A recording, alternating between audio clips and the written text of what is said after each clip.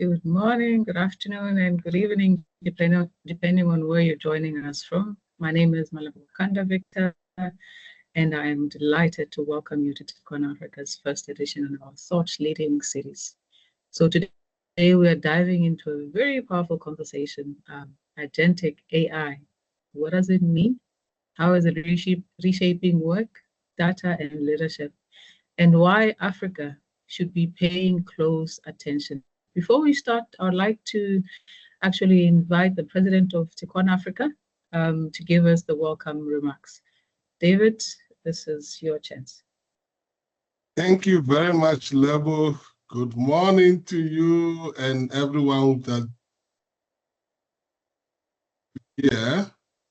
This time is not Women in TechOne webinar, but it's for all of us. And thank you for joining, all of you. Thank you. Once again, good morning. And I know some people from East Africa that's joined, it's already afternoon. So good afternoon. And for those who join from all over the world, good day. To all distinguished guests, members, and partners joining us from across the world, you are all welcome to the Made in TechOne Africa webinar series. A great pleasure to welcome you to the inaugural edition of the TechOne Africa webinar series. Although we've been having this with the Women in TechOne, we're also starting this for everybody. A new platform designed to spark dialogue, share knowledge, and build momentum as we prepare for one of the most anticipated events on the continent digital calendar, which is the AMC TechOne Africa Conference 2025. This year's conference will take place from Wednesday 20th to Friday 22nd August 2025 at the luxurious Labadi Beach Hotel, a 5-star hotel in Accra, Ghana. It is being co-hosted by the Africa Marketing Confederation and TechOne Africa, with two distinguished local hosts, the Chartered Institute of Marketing Ghana and the Institute of ICT Professionals Ghana, a marketing professional association and a professional body, respectively. And this will bring together 500 delegates from more than 35 countries across Africa, North America, Europe, and Asia. The theme for the TechOne Africa Conference is Empowering Africa's Tech Future, Innovation, Standard, and Global Influence. Over the course of 3 days, participants will engage in high-level policy dialogue and keynote session. There will be parallel marketing and innovation discussions as well. There will be workshops on AI, cybersecurity, digital skills, and digital governance. We also have side attractions. There will be exhibitions and of products and services, industry, academia, roundtable, and many others. Of course, the evenings will be packed with vibrant networking experiences, including a cultural night, beach party, and we'll crown it with a Pan-African Tech Awards Gala. Today's webinar is the first in a series of virtual engagement leading up to the conference. We are honored to begin with a timely and thought-provoking session, Agentic AI, the future of autonomous decision-making systems. And I think this is really, really timely and exciting. We are privileged to have Lebo, the Secretary of Botswana Information Technology Society and also Vice President of Women in TechOne, as our host. And we are also equally excited to have Chris Wiggett, founder of DeltAI, as our guest speaker.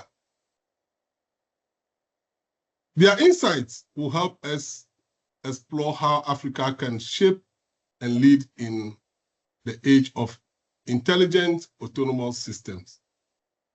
As we begin, I encourage you to engage fully, ask questions, and connect with fellow participants. Let this be the start of many meaningful conversations and collaborations ahead of the conference. Thank you once again, and looking forward to an exciting conversation. Thank you. Thank you very much, David. That was a wonderful introduction. And we're really looking forward to the TECON Africa conference in 3 weeks. And to our listeners, to learn more about TECON Africa Conference 2025, there will be QR codes that will appear on the screen as our conversation continues throughout the session, or visit our website, www.teconafrica.org, for more information. But before I start, to introduce my guest speaker for the day, I want to share some bit of housekeeping for our lovely audience. One, we are looking forward to your questions in the chat as the conversation continues with the guest speaker, and we will indeed have an open mic question and answer at the end so that we can have interactions with you, our wonderful listeners. Secondly, remember the QR codes. You can scan them and the information will appear from those QR codes. Thirdly, we do have a last segment at the end of our conversation. Wait for the end to watch the video on TECON Africa Conference 2025. Now, to the best part of our masterclass. Our guest today is someone who's not just thinking about the future, he's building it, and his name is Chris Wiggett. He is the founder of a consultancy dedicated to accelerating AI transformation through people empowerment, platform integration, and practical innovation. And his company is DeltAI in South Africa. With over 15 years of experience in data science, analytics, and enterprise AI, Chris brings a unique blend of technical depth and strategic insight to the evolving AI landscape. Before he launched DeltAI, Chris served as a director of artificial intelligence for the Middle East and Africa at NTT Data. And there he led the development of AI-driven solutions across industries, focusing on governance, frameworks, advanced analytics, and intelligent automation. He also played a critical leading role in shaping responsible AI adoption strategies for large organizations, navigating the digital transformation. He is known for championing human-centered, value-first approach to AI. And this is emphasized by upskilling teams, creating agile innovation environments, and ensuring that AI solutions align with real-world business needs. And through DeltAI, it partners with organizations to co-design AI solutions that deliver measurable outcomes quickly and sustainably. His thought leadership has been featured at leading tech summits and in publications across Africa, where he continues to advocate for ethical, inclusive, and impactful AI. He's especially passionate about enabling African businesses to leapfrog through emerging technologies like Agentic AI and generative intelligence. To find out more about Chris, you can visit his LinkedIn profile for his extensive experience in AI landscape. Chris, it is really great to have you here. Thank you for making the time. I hope the weather in South Africa is better now after the cold front. Thank you so much, Lebo. Good morning, everybody, from a chilly, Lebo, a chilly Johannesburg. And I was watching the news this morning. We're expecting more cold fronts. So yeah, it's chilly in Johannesburg. Thank you so much, and hello to everybody. I'm really privileged and honored to be with you guys, and thank you to Lebo and to David and everybody. I'm hugely excited and encouraged by the work that TECON is doing, and only recently really became involved with them. And I think the role that you're playing at the moment, but more so in future, is going to be critical. Lebo, also thank you for the kind introduction. I think we in a world at the moment we almost facing a evolutionary event that is about to take place, and is actually taking place as we look at it, and that either becomes a risk and something that we must be a little bit fearful for, or it becomes probably the biggest opportunity in humankind, and I'm not being dramatic. I think the opportunities that that we have right now are absolutely immense, but we have to be quick. We have to move quick. I think as a continent, there's work that needs to be done, but the opportunity is absolutely enormous. If you look at worldwide demographics, within one generation, the workforce of the world will be from Africa. We're a young population across the continent, while the rest of the world is mostly aging and declining. So who's going to do all the work? We're going to do all the work, and that offers a great opportunity for us. So let's get into it. I face an almost impossible challenge to talk about AI, a field that I'm hugely obsessed with, in half an hour, but I'm going to do my best because I think it's important that we have a conversation about what I'm going to say as well. So Avi, we can go to the slides if you don't mind. There we go. We can go straight into the second slide if you don't mind. I always start, we can click it over to the next one, please, Audrey. There we go. This is a slide that I always include in my conversations and in my talks and presentations, because I think it's important that we show respect to the technology and realize that AI did not start 4 years ago with Sam Altman. It's been in existence for a good 70 years. And some of the work that we still do today that is more on the traditional AI side, we still use models that was developed in academia all that time ago.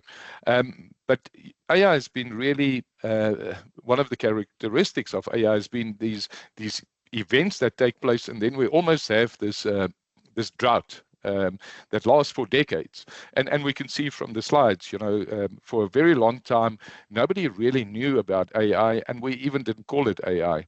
Up until 1996, when IBM really put it in the forefront with that big chess game tournament, if you like, played by Deep Blue against Garry Kasparov. And that was the first time that people became aware of the intelligence of the machine. The outcome of it was not that important for me. What was important is that the machine managed to beat the best in the world. And that was a true machine learning exercise that IBM went through. Another drought then happened a good 20 years later, and another game is played, this time a much more complicated game called Go, and they played against Lee Sedol, 12 times world champion. And this time, another deep built the actual model called DeepMind. Now, that, in my view, and I remember the day I heard about it, and I remember the year following that, because we went very, very deep into the modeling that they used during that process, which is reinforcement learning. And I became truly obsessed by that kind of modeling, and still is. Because what is reinforcement learning? It is really when the machine teaches itself. This time the outcome was important because the machine won 4-1. The company that built it, DeepMind, two of their founders last year in August, I believe, won the Nobel Prize for the work done, not in AlphaGo when they played the game, but a version of it called AlphaFold. And they won the Nobel Prize for AlphaFold for the work they did in protein folding, in disease detection. Now, that is significant because very, very gifted data scientists, we have to admit that, and mathematicians won the Nobel Prize for chemistry done in work in the medical industry. So what you can see there is that AI enables us to almost drift across verticals, because if you know AI and you know how to use the machines, then the vertical in the industry is not all that important, and it's becoming less important as we move through this evolution in AI. Then obviously the big event that everybody became AI very aware, 2022, when Sam Altman launched ChatGPT, the first version. At that point, we knew it was going to be significant, although it was still in its infancy.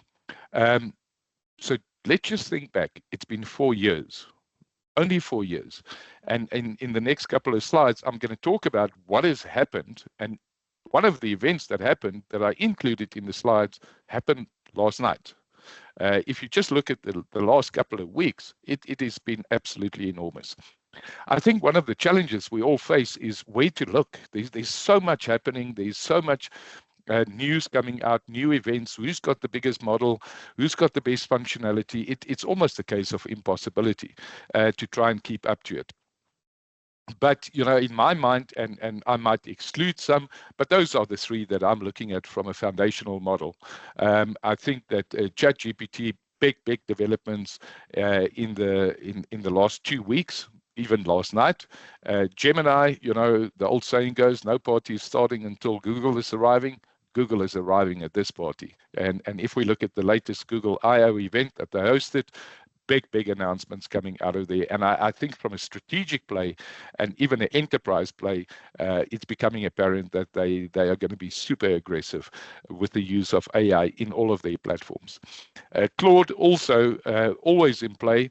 I alternate between the three of them. I can't make up my mind. I've got fully paid big subscriptions on all of them. And Claude, absolutely, you know, it's right up there with the rest. I think what is important for us is not to get too confused by the noise. And when I call it noise, it might sound disrespectful, but it's not. It's all this information coming out. I think what is important is rather to pick the tool that you're most comfortable with and go with it, because they're all very strong and almost too strong for our needs at the moment. People say you've excluded DeepSeek, probably correct. You know, the Chinese models that are coming out, we've seen glimpses of them with DeepSeek and with Manus. I'm sure there is massive models that we're going to see rolling out of China as well. Audrey, next one, please. So while we look at the foundational models, I think strange things or a strange evolution and developments are taking place, because on the one side, you've got the foundational models as in the previous slides. Then you almost have platforms. And I've just listed three of them. There are really many of them. I think these ones are interesting to me. So platforms, the foundational models, and strangely, they're all coming together at the moment. Going from the left-hand side, Perplexity is making absolute big moves at the moment. There's claims that they are the new search engine of the future.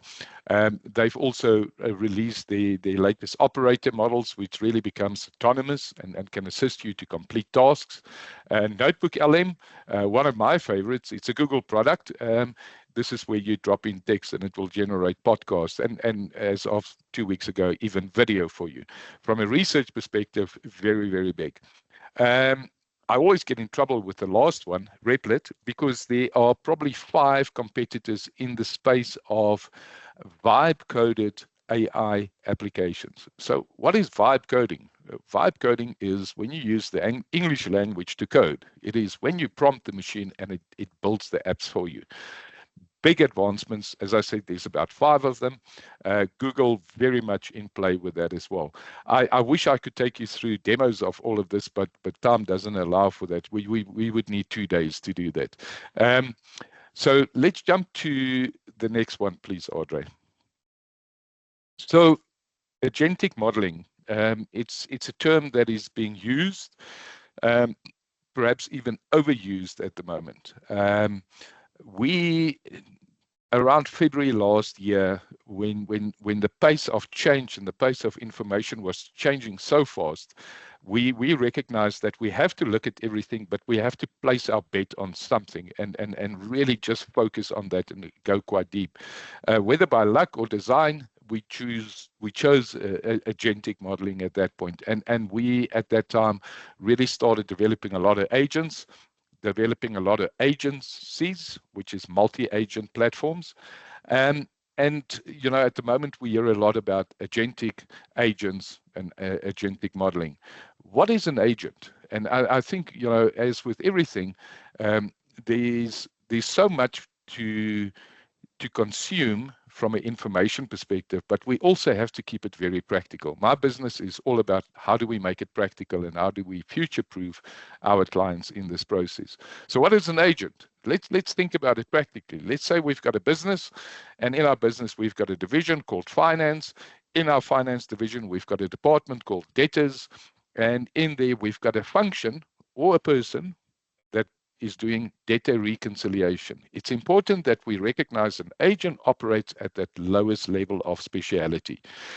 So it's always important that when you build agentic models, don't try and include too many specialist functions in one agent. Rather keep them supremely specialized and focused. And if you need more agents, you just create them and you string them together in what is called an agency.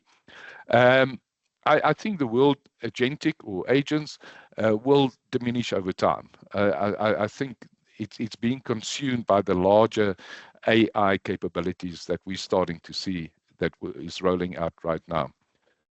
Audrey, thanks. So that was the boring stuff.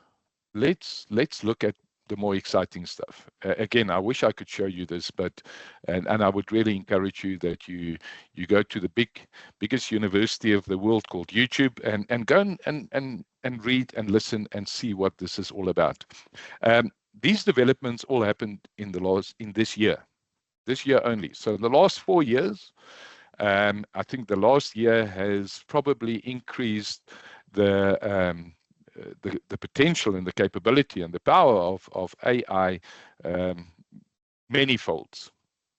Even so, the last 2 weeks, I think the last 2 weeks were probably more significant than this year. So it's this ever increasing exponential change that we're seeing in the power of these machines and their applicability in our lives, whether it be societal, business, or personal.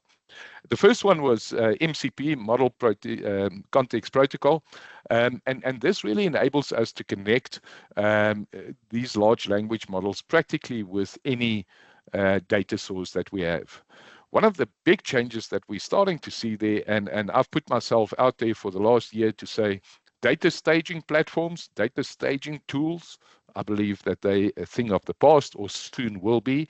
And one of the big advancements that is causing that is MCP, because all of a sudden I can connect my AI models with the source or the application data and leave it over to the contextual power of the machine. At the moment, I think we're only scratching the contextual power of the machines. Still a limitation, but they are coming. All three of those at the moment, those three foundational models being Gemini, Claude, and ChatGPT now have those connectors where I can connect it to my databases. I can connect it to my email. I can connect it to where I store my data and even create new connectors for those that I can't, which means that all of a sudden, besides for knowing the whole of the internet, the whole of public data in the history of the world, I can now connect it to very specific data that is internal to my business. It brings us to an important question, because one of the big concerns has always been confidentiality, and still is confidentiality and secrecy of my internal data. Am I protected? What I'm personally seeing in the market is that a lot of my larger clients are saying, look, we absolutely sensitive about confidentiality, but we're getting to a stage where the power of the machine is almost trumping that. We have to connect it. We don't have a choice. We'll do our absolute best to protect our data, but we have to connect. We don't have that choice in our hands anymore. We've seen the rise of general purpose agents. We're going to talk a couple about them. For those that are using Microsoft Copilot, you'll see the researcher agent, you'll see the analyst. These are ones that the model owners or the foundational model owners are releasing, and they're super, super powerful. So also something we need to keep our eyes on, because in many cases, it's not necessary to build a custom AI solution or a custom bot or a custom GPT or a Copilot agent, purely because these general purpose agents are powerful enough to deal with whatever query you give it in its domain to a large degree. I talked about Replit and the other applications for those that are using it. They include Cursor, Bolt, Windsurf, Lovable, Replit. They've done, I think they've done the industry a great favor by releasing these agents, and they give us the capability that, you know, we have to rethink about how we build. So first of all, they vibe to a large degree, they vibe coding platforms where I can prompt the platform and it will build the app. I can copy a picture of an app that exists already. It will go onto the internet, find the functionality and build it, replicate it. And I think that has brought a couple of rethinks of how we see the world. The first thing is that what is the future of middleware applications? I think that we're going to see those diminish over time. I think we're going to move rapidly into a world where you're going to get even to a point of single-use applications. You're going to have a specific job you want to do, a specific thing you want to do today, and you'll create the app, do it, and drop the app, delete the app practically once you're done. In Delt, we're doing that already, single-use applications that are being built. I think although these have done us a great favor, I've been reluctant to make them enterprise grade. They're great for prototyping. And purely because you're not quite sure about the data and the security. And I would, perhaps more from a conservative perspective, was waiting for the big hyperscalers to move on that. I think if you look at Microsoft, perhaps with Foundry, more so AWS, and my personal favorite that is very, very new is Firebase in Google. If you haven't looked at it, please go and have a look. I believe that this is now very close to enterprise grade application build, if it's not there already. The implication is that in the old world, if we wanted to build, we can go back one still, Audrey. The implication is still back. Sorry.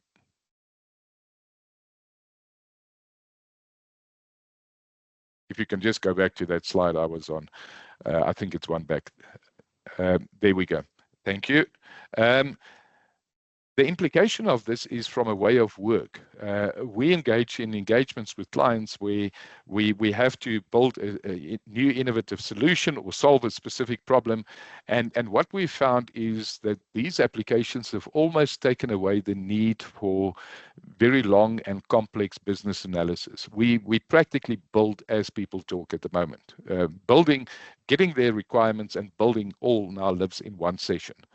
That is enormous because it really has just reduced the time that we can take a solution to a problem.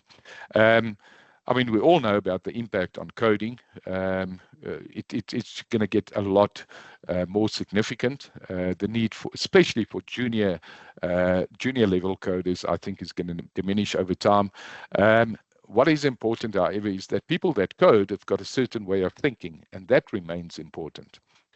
2 weeks ago, the next one, operator agents, was released by ChatGPT, a very, very significant development for a couple of reasons. One is when you use these agents, they create their own virtual machine. And you can see it happening. It opens up a new instance of a virtual machine, which means that, all of a sudden, I don't have to rely too heavily on making sure that I've got all the coding libraries listed on my machine or in my cloud environment.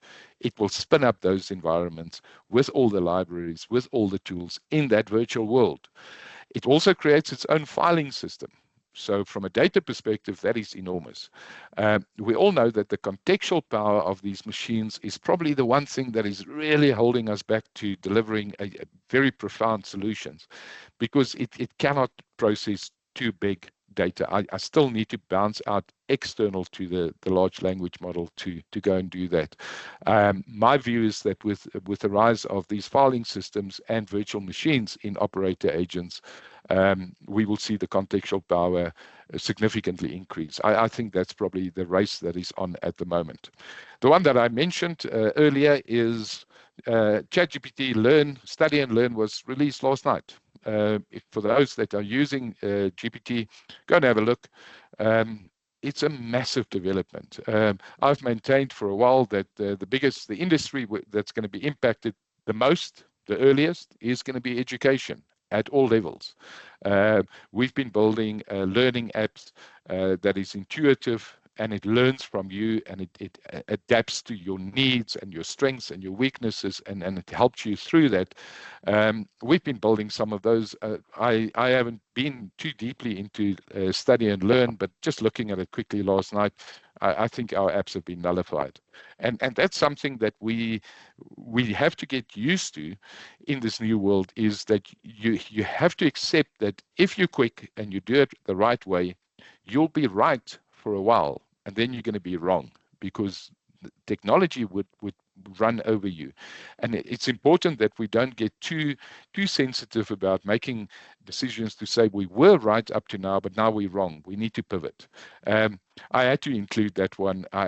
Please go and have a look. I think the way that people learn, the whole concept of education, what is education, how it's delivered, the institutions that deliver it, I think needs to change rapidly in order to stay relevant. Right. I'm just glancing at the clock. Audrey, we can go to the next one. So those developments last year, from operator onwards, they are really just in the last 2 weeks. The pace at which this is happening is really getting crazy. What are the imminent advancements? When I speak to clients, I always talk about things that I believe will happen soon. And people say, what is soon? And I say, somewhere between this afternoon and the next 2 years. Who knows? Just get comfortable with the rate of change that is going to happen. I talked a bit about the context window increases. I think these machines are powerful. They just lack the ability to look back deeper. That will dramatically be improved quite soon, I believe. Apologies. The one thing that is holding us back at the moment is compute power. If you look at the new video generators from Google, the demand for video generators are more than the GPUs we can produce in the next 5 years. And I think that's really where the big decisions are at the moment, is to say, you know, where are we going to use these GPUs, and what are we going to use them for? So, my apologies. We talked about what happened in 2016 with DeepMind and Lee Sedol and AlphaGo, reinforcement learning. A lot of these models have got their foundation in self-learning, reinforcement learning, Q-learning, if you like. I believe we will see a lot more of that. And in future, these models depend on us for feedback, the thumbs up, thumbs down, or we say, I don't like the answer, I need another answer. These machines learn a lot from that. The limitation is that they learn from us as humans. I believe that self-improvement in future will be based on artificial feedback loops. The machine will be able to improve itself without too much of a dependency on us. Bit of a scary thought, but I think one we need to keep our eye on. If you look at these AI applications, they still depend on very good prompting from us, our ability to give it instructions and to talk the machine's language. What we are starting to see is these scaffolding deployments where these models are really building their own scaffolding with less dependency on us. Right. So what are the global implications? Is AI something of national interest? I think it is. And now I want us to jump a little bit ahead, a little bit beyond soon. So somewhere between 5 and 10 years, which is, it's a blink of an eye for the next generation that we need to enable, especially where we live. We're already seeing that AI has become a national interest concern. If you look at the AI race between China and America, it's already happening. What we need in future for AI is 2 things. We need, and Elon Musk has shown it with his crazy requirements on GPUs. We need compute power. We're going to need as many GPUs as we can lay our hands on, or whatever new powerful compute technologies come out. But in the end, we need electricity. In order to run these machines, we need a vast amount of electricity. The estimations at the moment is AI alone, and it's probably very short, is around 90 gigawatts of electricity that will be required. Now, to put it in perspective, a nuclear plant delivers 5 gigawatt. America's only built 2 of those in the last 30 years. So America, electricity short, GPU rich. China, electricity rich, GPU poor. And probably because of the sanctions that are being imposed. So already there is, AI is a matter of national interest. And I think that it will improve or increase and become worse over time. That leaves us with a question that I think is one of the things we need to put on our to-do list, is to say, from a continental perspective, how are we going to be in the game in 10 years' time? We know if we get things right and if we move quick, we've got the workforce. The world will depend on Africa for people to do the work and do this kind of work. But in time, we need to figure out how are we going to put those models that are compute heavy and big requirements on electricity on our continent, because otherwise I think we will be at a bit of a disadvantage. Audrey, Lebo, I'm almost done. That's right. All right, Chris. Super, thanks. What are the implications? And this is my second last slide. This is either 2 things. This is a binary situation we face at the moment. It's either a crisis or evolution level opportunity. It's either one of the 2. It's nothing in the middle, because I think the impact of it is going to be so dramatic that it makes it binary. Whether it will become a crisis or an opportunity is in our hands. And the only thing that will judge us is how quick we move. I deal with a lot of organizations, and I blatantly say to them, you know, if you've done nothing, you're rapidly running out of time, or you might be out of time already. I walk away from clients because they're too far behind, and I'm concerned that I cannot help them to catch up. So it is important that the crisis is time. We have to be super quick now. A lot of work has been done, and I know a lot of people on the call has done a lot of work in policy design and policy writing. It is very important, but it cannot be the thing that holds us back. And by the way, if we take 5 years to write a policy, it's too long. And that policy might not be that relevant at the moment.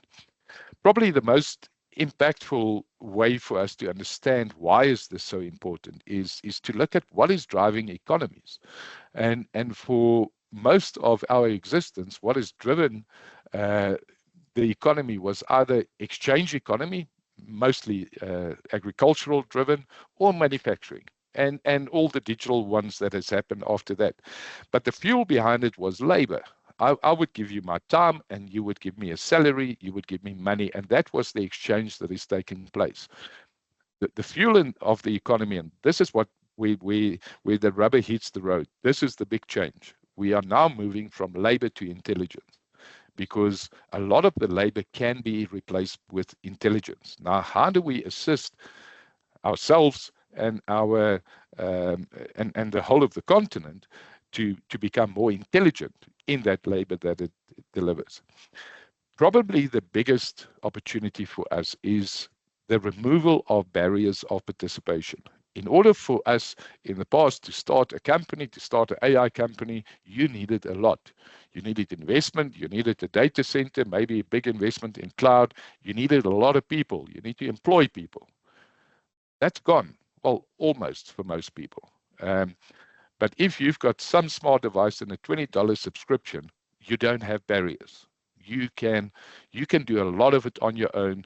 You can do a lot of it without any investment.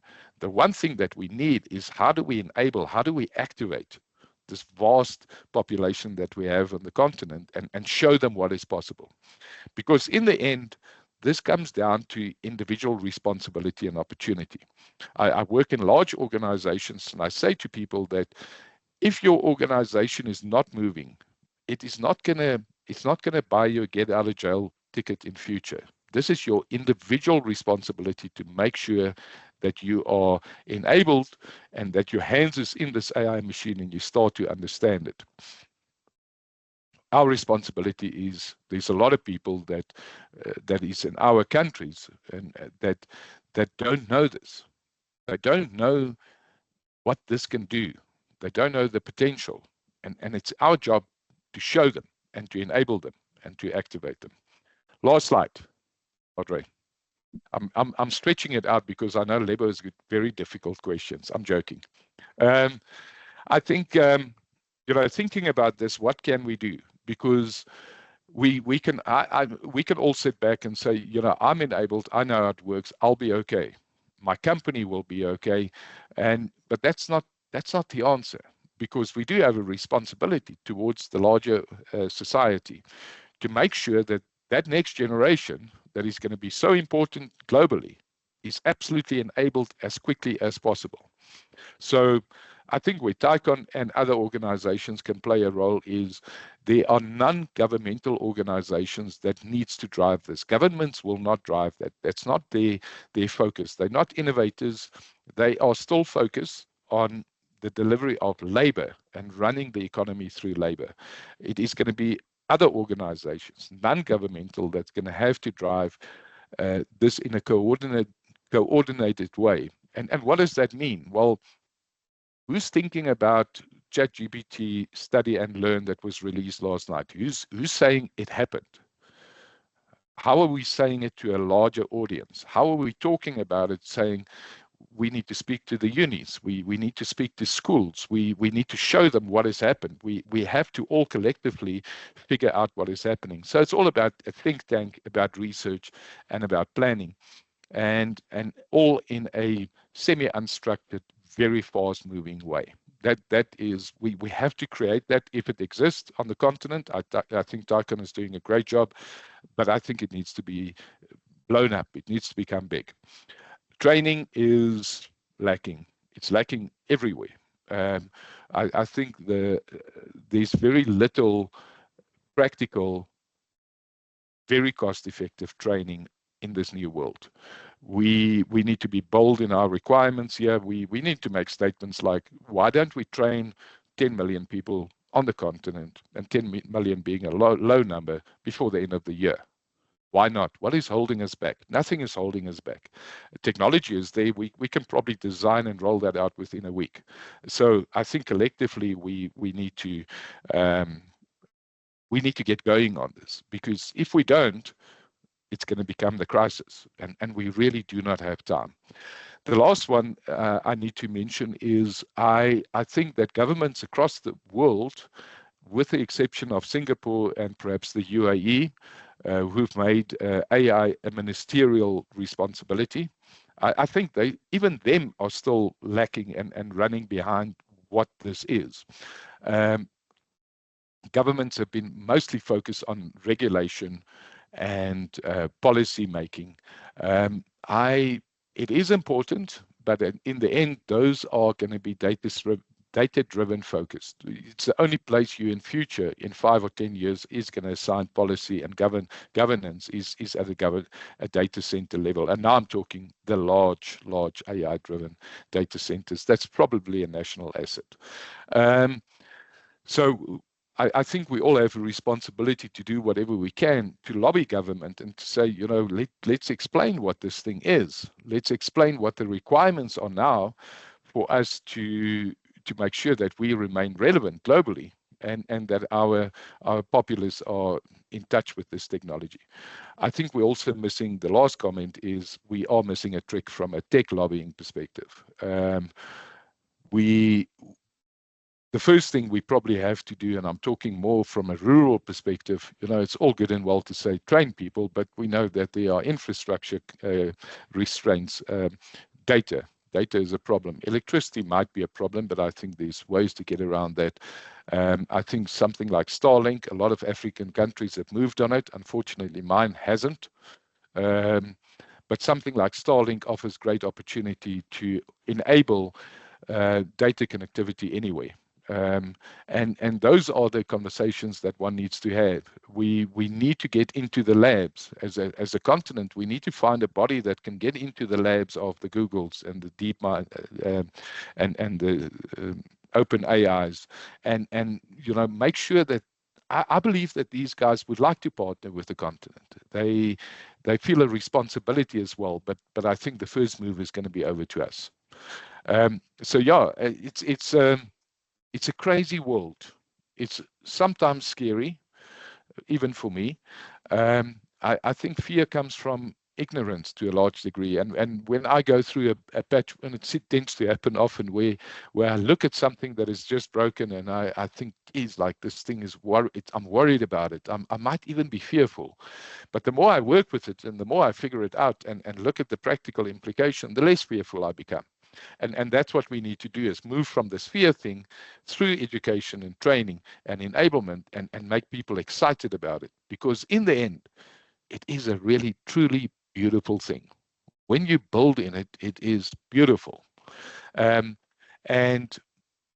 we have to recognize that this is not a process. This is an evolutionary event. And we don't have a choice. We have to move, and we have to move quickly. Lebo. Chris, thank you very much. Very interesting facts that you brought out in your presentation. Allow me to sit with some of the ideas you've shared. But I want to start basic, Chris. Many would find agentic AI as a new term. How would you explain it? A policymaker would not understand it, but how would you simplify it to that policymaker or a high school student? You just mentioned ChatGPT, study and learn. They need to know what are we getting into. Can you just simplify it for us? Yeah, and I think, a lot of the technology, in the past, when we looked at technology and you wanted to get involved, a couple of things was required. First of all, I had to get a certificate. I had to go and do certification. A lot of that certification was quite expensive, both from a certification perspective and access to the actual technology. I think it's moved quite a lot where, and that's perhaps the lack of certification and proper training in AI, where a lot of the learning happens by just doing. Just start with the technology and use it. And if you've done it 10 times, you'll be a master at it. I think agentic is perhaps something that we, especially when we speak to people, to lobbyists, to governments, to organizations, and even to staff, is not to focus too much on it. I think agentic is part of the larger AI capability, but it's not something we should focus on, especially from a user perspective. If you're in a developer role and AI is your business, then agentic is your business. But in the end, what it really is a virtual entity that can complete a specialized task, any specialized task, better than a human. And that's the scary bit, Lebo, better than a human. And therefore, if I'm a human, it's important that I figure out what this thing is. But it's not about the agentic. It's about the task. It's about the process. I think it's being overhyped a little bit, and I think it'll diminish within a year. We'll talk about AI more specifically. It is, I think, a little bit overhyped. Thank you very much. So I guess that tool that we know response is now a tool that we know now acts on our behalf. And that, of course, just throws us off guard, and it's a bit unnerving because we don't know what to expect. Chris, this actually shapes our workplace. Could you give us an idea, a picture, maybe in the next 2 years, how we might see Johannesburg, Accra, Mombasa, a typical workplace? How can it affect how is it affected by agentic systems if they become common to our workplaces? Yeah, I think again, there's dark and there's light with AI. And the one question that I'm not shying away from is, are people going to lose their jobs? And you know, if you listen to the ex-CEO of Google, Eric Schmidt, he's of the opinion that, you know, no, in the short to medium term, there won't be a big impact. Long term, probably. I'm of the opinion that I think the impact is happening already. I'm looking at daily news feeds where I see tech companies laying off people. I see tech heavy industries that are laying off people. And I think that might be an impact of AI, or it might be an impact of the economic conditions, but it doesn't really matter. I think we're starting to see a bit of a decline, or people losing their employment because of this technology. So that's on the dark side.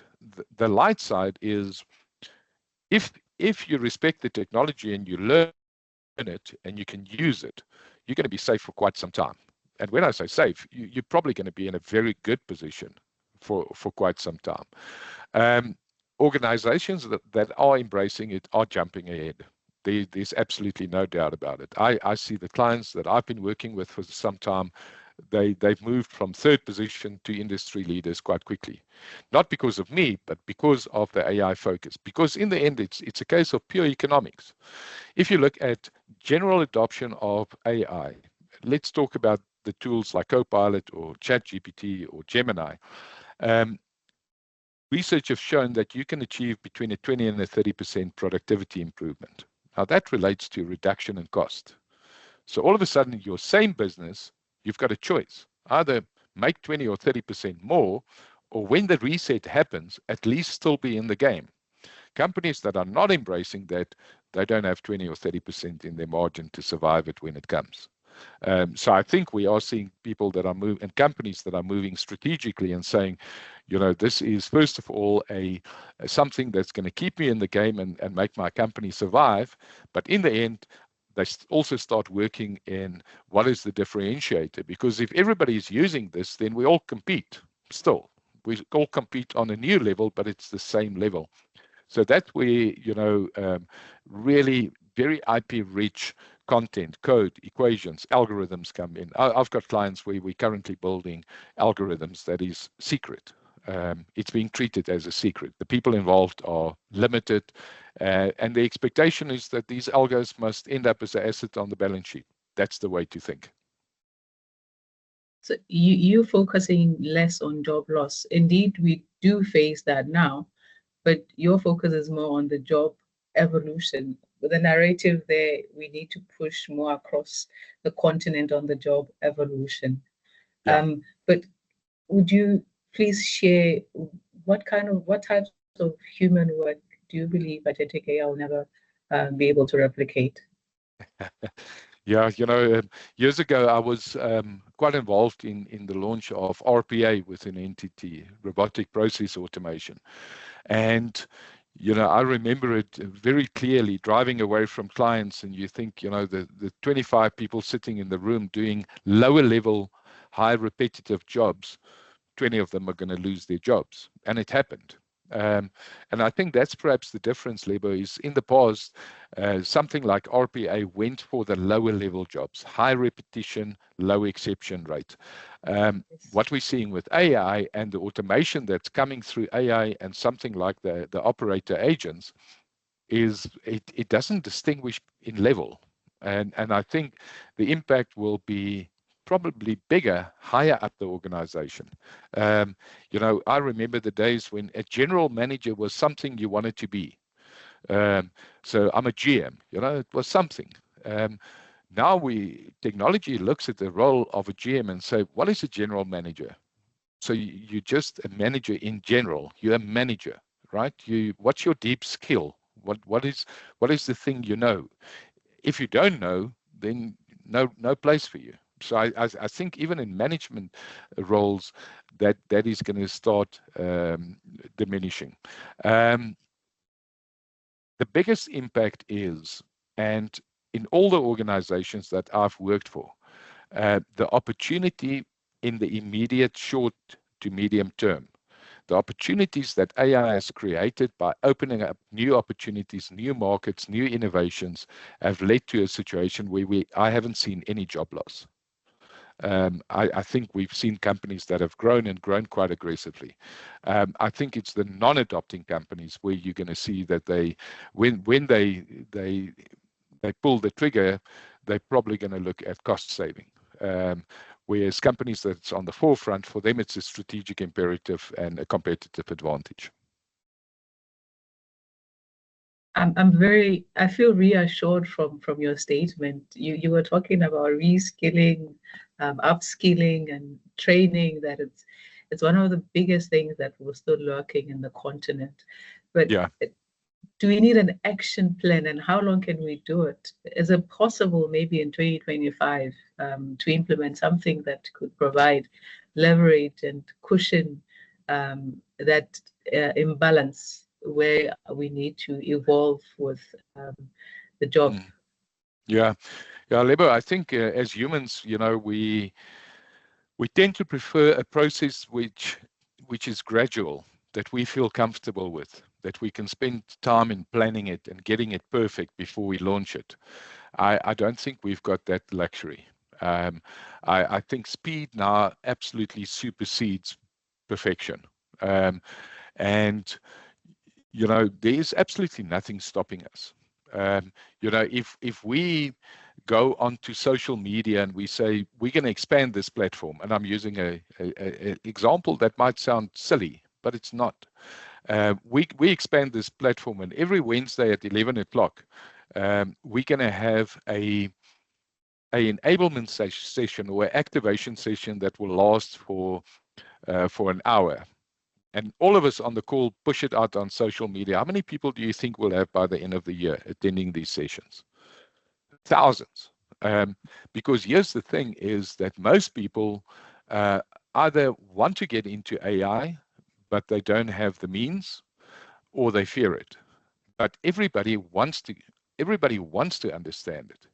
Everybody wants to have some certificate or acknowledgement that I have done something in AI when I apply for my next job. But where do I get that? I can go onto the online platforms, but does it really count? Is it practical enough? I think we just need to take platforms like this and absolutely explode it. We need 100,000 people on the call. So we have to be bold, ambitious, and do not spend too much time planning it. Just get it going. Sounds more like a leadership and governance aspect. But what kind of a visionary or a leader should we consider or think of, or what advice would you give to the leadership now that are looking forward to AI and trying to implement policies and frameworks around AI? What advice would you give them? Maybe give 3 actions that our leaders should take to be ready for agentic AI, because it does influence our tech, our policy, our business, and we need to be operational in 10 years. In 10 years? Hopefully. Yeah, 10 years. I think we can't count in 10s anymore. The longest we can count now is in 2s. I think everything is 2 years. The whole concept of artificial and general intelligence is going to probably arrive in 5 years. So if you've got a 10-year plan, might as well just leave it. Don't worry about it. So I think from a leadership perspective, and Lebo, you're quite right, that is what is required. So from let's say there's a number of different leaders that is required. So the first thing is as individuals. So you're the leader of your future, and that is as simple as it is. And individually, people need to get into this, and we need to assist. We need to help people and show them the way and take away the fear and show the beauty. I think from an organizational perspective, if you're executive, chief executive, if you are not doing this, you're putting your company at risk. It's as simple as that. Besides for that, you will very soon find yourself in a position where people are saying, and I see that companies are saying, we're banning these tools out of our business. It cannot be done. You cannot ban it. You cannot stop it. Research has shown that 42% of employees that work for companies that have officially banned this technology still use it. Now imagine how dangerous that situation is, because your staff, almost half your staff is still using it without any governance rules or guardrails. People are going to lose their jobs, executive role jobs, because of that. Because somewhere somebody is going to say, but what were you thinking? Did you really believe people were not using it? Now you've put our company at risk. All our data is exposed. It is your fault. So that at a company level, if you don't move, you will start seeing resignations of people that will resign and go to companies that are taking it seriously. That will happen. I think from an industry perspective, that's perhaps where I play a role. I'm a servant of the industry. I think the people that speak for the industry need to become a lot more bold. We need to put ourselves out there. We need to take the risks and say what we really need to say, and that is we need to move quickly. From a government and a societal perspective, the one thing, and this is, I'll be crucified for this, is, but I'm of the opinion, and I'm not saying rules, regulations, policies is not important. They are important. I'm not saying that, but I think it's been used as a crutch for inactivity. We are almost 5 years down the track, and people have put out quite generic policies. That's not good enough. And to take 4 years to put out policy and nothing else, history will judge us for that. It is not acceptable. We need to move quicker, and to a certain degree, we must also accept that policies you're not going to stop it. We can talk about responsible use, but that's more a training function than a policy function, isn't it?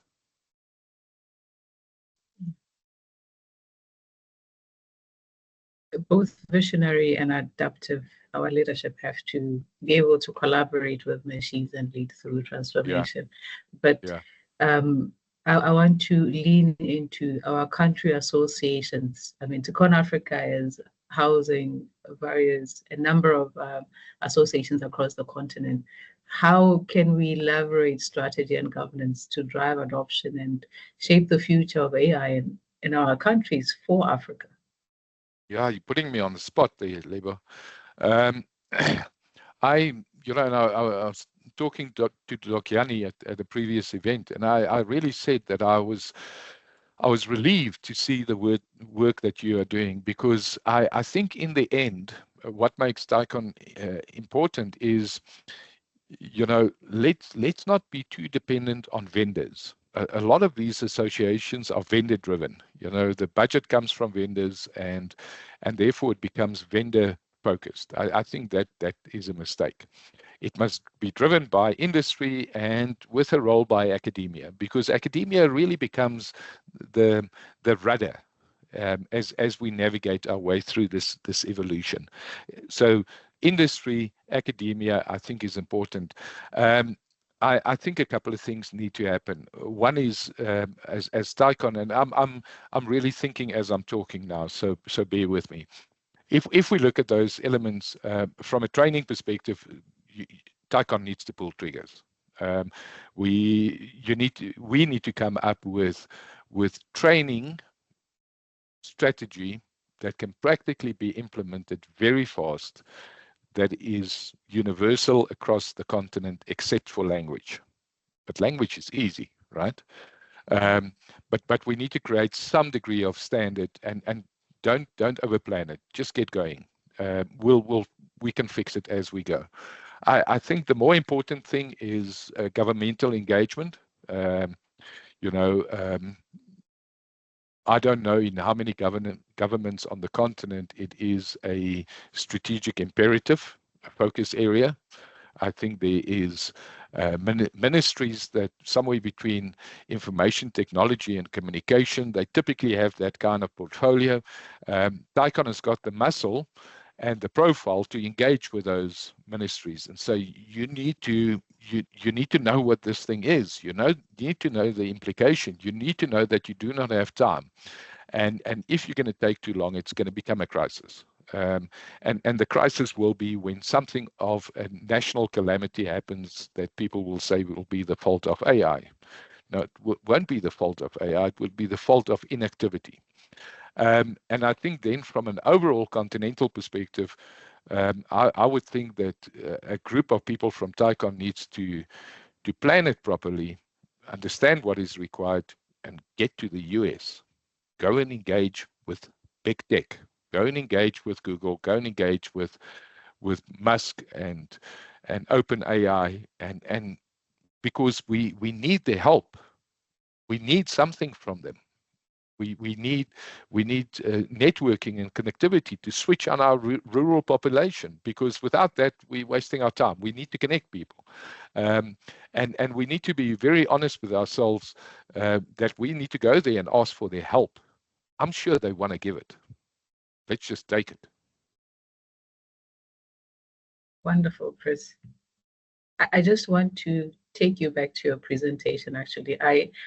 You speaking of framework, an idea that needs to be put together to guide the associations to act as well, with TICON Africa being the anchor there. But I want to take you to the opportunities that I know in the past conferences has been a big talk on data and having our data sovereignty. It's a big issue that we have our data leaving the country, and AI and agentic AI is using data. So this is our currency, actually, that we could use as opportunity for Africa to benefit from. I have two questions on this. What challenges are you seeing around the data quality and ethics in Africa? And the second part is, we do have China having electricity, America having the chips. Can Africa generate its own data to position itself as well in this game? Yeah. Second question, I'll leave for last. That's a difficult one. Look, my view of it is data sovereignty. I mean, those are legislation. It's important, and you know that we can argue about it, but it still remains the law. I would much rather focus on this concept of data accuracy, because a lot of time, and I remember the more traditional AI times when you know, those big solutions that we built, we spend 95% of the time on fixing the data and 5% on building the model. It was the most frustrating process, because all you want to do is get to the AI, but you have to do all this work to fix the data before you can get to that. I think generative AI and the contextual muscle that it has to a certain degree, and will most definitely in future give us a situation where we don't have to worry too much about data quality. And all you need to do is have that belief of saying, I trust AI until I don't. Just point the machine at the problem, expose it to the data, and see what it does. And instead of doing too much work, just fill in the gaps where it fails. So I think that data quality is going to become lesser of an issue in future. And I think what we'll rather have is the data directly connecting with the AI models, and then the ability to see where it fails, and we'll deal with that. And I think that failure rate will decrease significantly over time. Lebo, the second one is a difficult one. You know, and I've done a lot of research, and I really look for what is the opportunity. So in order for us to participate from a compute perspective, big AI centers, AI data centers, I mean, it would be ideal if every country can put one down. But I don't think that's practical or realistic. Maybe in time, maybe when it becomes a national imperative, maybe if it becomes an election item, who knows? Who knows what happens in time? But that takes big investment, and the first thing you need to do is energy supply. You need a lot of electricity. These new centers are going to be exceptionally hungry from a energy perspective. But perhaps that we can solve. I think perhaps where the big block is on the chips. We're seeing the chip war between China and the US at the moment. I think we probably have an obstacle there, But if it was me, I would trust in future advancements. Perhaps new technologies, new ways of working would reduce the reliance on chips. And DeepSeek is a great example for that. DeepSeek was developed with a fraction of the compute requirements and a fraction of the cost and time. And all these models up to now has really worked on a brute force kind of approach. Where the guys in China, when they developed DeepSeek, remember it was a trading company that developed it, and they had 1 or 2 GPUs free, and a guy and a couple of students built DeepSeek, practically. It was much more of an algorithmic approach, which doesn't require all that. So for me, it is, I don't think if we look now and we say, how do we create a strategy where we can compete on building big data centers that is chip heavy and compute hungry and electricity hungry, I don't think we have to do that. I think technology will fix that problem for us in the next 2 to 5 years. We must rather focus on what is the immediate requirements now, and that is lobbying, getting society in order, doing the training. Let's get the training done, because without that, we're slipping behind. Thank you very much, Chris. I want to give the audience opportunity to actually ask questions. I do have a question here from Adek Willis. He's saying he's absolutely humbled by your presentation, and thank you very much for that wonderful and insightful, engaging conversation.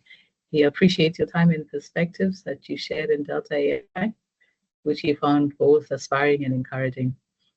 But he's more enthusiastic about pursuing opportunities to grow academically and professionally. His inquiry is about any availability of scholarship opportunities or programs that we could recommend or could connect him with. Any guidance or direction to provide him, he would appreciate that.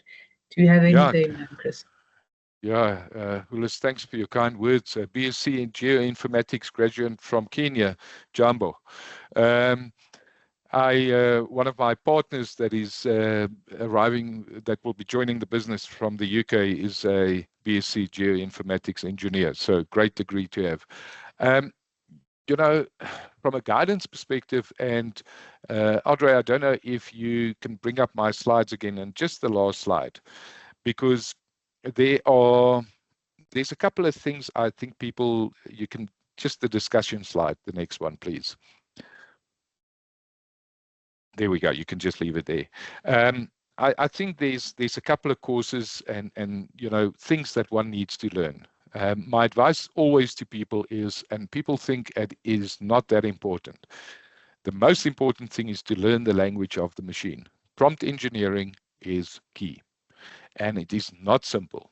If you really get into it, I rate myself as a prompt engineer and now a context engineer. I spend a lot of time on it, and I see it practically where people, even clients, phone me and say, your machine is different. It's the same machine. I just use different language. I talk to it in a different way. So I would always suggest, as a baseline, whoever you are, go and do a really advanced course in prompt engineering, and then you're going to run out of things that they teach you. But if you get into it deep enough, you will teach yourself. I think that's the important one. What I've created, and that's why I wanted to share the slide, is I've created a forum, and it's about 1 year old. And it's just a WhatsApp group, to be honest. But what we do there is we share a lot of new information, and we share a lot of knowledge. It is not a commercial site. If anybody tries to sell something, I kick them out. It's about sharing new techniques. Anybody who's welcome, drop me a mail with your name and mobile number, and I'll gladly add you to that. The more the merrier. The more opinions we have, the better. But Willis, to go back, my suggestion, keep it short term, keep it quick. Go and do a heavy 4-week prompt engineering course, something like Coursera. I've done one at Vanderbilt University that was great. Lecturer was a guy called Jules White. I thought he was good. Do that, get it out of the way quite quickly, and then it's about tooling. Get your hands into the machine. If you don't have a paid-for license on one of the big platforms, you have to get one. You're not going to learn on the free account. And I know it's tough, and I know we always don't have the money. I promise you, I run pro licenses on all of them, which is $200, and it's painful, but I'll never give it up, because this is what makes me special. Lebo, I am special, aren't I? I don't want to get into any trouble, but what you do is very special, and I really enjoyed your conversation. They're already throwing in their contacts there. Chris, yep. You talked of associations being industry focused and being academically focused. To align ourselves, what can you tell African universities about preparing students for agentic technologies? This is leaning more on the association role. On the industry side, maybe what keeps you hopeful? It'll be nice to pick your brain on what hope do you have on Africa's ability to leapfrog and innovate using these systems? Because we have to take advantage, and opportunity is there. Yeah. So I think what keeps me hopeful is a very personal thing. And for those that follow the writings of Mo Gadat, he's quite a voice globally in the AI world. And he was quite a dystopian voice, saying it's going to turn out bad. And I'm glad to see that recently he's changed his view a little bit. But Mo Gadat very insightfully talks about, does AI and the use of AI increase your intelligence, your IQ? I think it does. I think that I'm between 5 and 10 IQ points cleverer than what I was 4 years ago, me personally. Now, think about that. Now, fortunately, my IQ wasn't very high to start with, so a 10-point jump is quite significant. But imagine we get to a world where we can add IQ to individuals, where we can say, what if we make the population overall 10% more intelligent from an IQ score perspective? Imagine what we will come up with. Imagine what we will discover in medicine, more relevant to us, agriculture, trade, innovation. I mean, it is limitless, the opportunities. And we have to think about it that the machine gives you more IQ. If we go to the education side, and I've been fortunate that right from the beginning, a couple of years ago, I was quite involved, and I have been over the years with a number of universities. And I think the universities that I've dealt with were the first ones to probably close the door and switch off, make the room dark, and say, there's a problem here. And the ones I've dealt with were not shying away from it. They said, look, this is going to be a big thing, and the impact of it is going to be big. Recently was at a event, and one of the deans of a university came to me, and he said he's going to ask all his lecturers why he needs them. And I said, that's a great question to ask them. Very uncomfortable, but yeah, what would you replace them with? And he said, with AI avatars. And I said, okay, so here's my question to you, Mr. Dean. If I'm a student, why do I need you? Because I can create my own AI avatar. And all I really need you for is certification and giving me a degree. So I wish I had a strong opinion as to what's going to happen with education. I don't. I can see the impact. I don't know what the answer is. I can't even point you in a direction. And that's my honest opinion. I'm troubled by it, deeply troubled. But the suggestion I can make is that instead of everybody trying to think of the problem individually or in smaller groups, I think this is a continental thing. People should get together globally, but I think the continent most specifically, and talk about it. It doesn't mean we all have to fly to a central place and spend a lot of money and wait for 3 months. We must just start talking quickly. And in that conversation, bring in AI people. Bring in people that can brutally tell you what is happening. Because we have to stare down this monster. You can't look away now. You have to run towards the fire. Chris, thank you so very much. But before we wrap up, I would have loved to get your final thoughts to live with us, especially the next generation of African technologies. I hope you don't mind that I'll give you a minute. We are literally running out of time, just to give us your final thought. Yeah, look, I think, and again, I'm humbled to have this opportunity. It really is a great privilege, but I almost point the finger at all of us, not you, all of us, to say we need to do a lot more, and we need to do it now. We do not have time, and the opportunity will diminish and move into crisis the longer we take. And what is long? Long is 3 months. Nothing can take 3 months. We're now down to weeks almost. The beauty of it is that the cost of participation and the cost of influence is negligible. All of us can make a difference. All of us can put out strong LinkedIn posts, and all of us can enable people. I think coordination at a wider level and a continental level is what is required. I think Taikon has got a great role to play. Time is of the essence. Lebo, thank you. That was inspiring and thought-provoking conversation, Chris. And thank you to everyone who joined us. Your questions and engagement to me, that's a real exchange.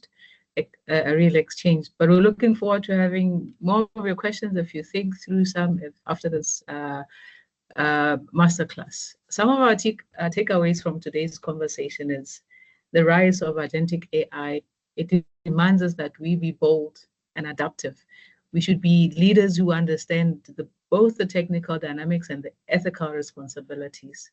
So we see African inspiration for the future. This is what Chris emphasized, the need for homegrown AI innovation by upskilling and training to build solutions that serve local needs. A heartfelt thank you, Chris, for sharing not just your experience, but your wisdom from your experience and this journey with AI. I believe the audience have enjoyed your insight and looking forward to more engagements with you one-on-one at TechOn Africa conference next month. It's about 3 weeks. And to our participants, thank you for showing up, speaking up, and leaning into this conversation with open minds and bold hearts. Please do not forget the video of our TechOn conference from the 20th to the 22nd August, 3 weeks to go. Register if you haven't registered, and we look forward to seeing you. We do look forward to having those one-on-ones. And Chris, I believe you'd be available for those one-on-one conversations. Thank you once again. Asante sana. Those who are crazy enough to think that they can change the world actually will. So we need to respect knowledge until Africans start to apply knowledge. The next generation of exponential growth in business is where marketing and ICT comes together.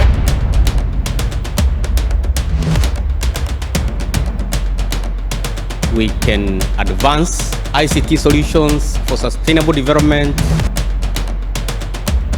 So we need to think different. We need to begin to be very deliberate, collaborate. So this technology that they are doing now, that's making internet exciting on satellite,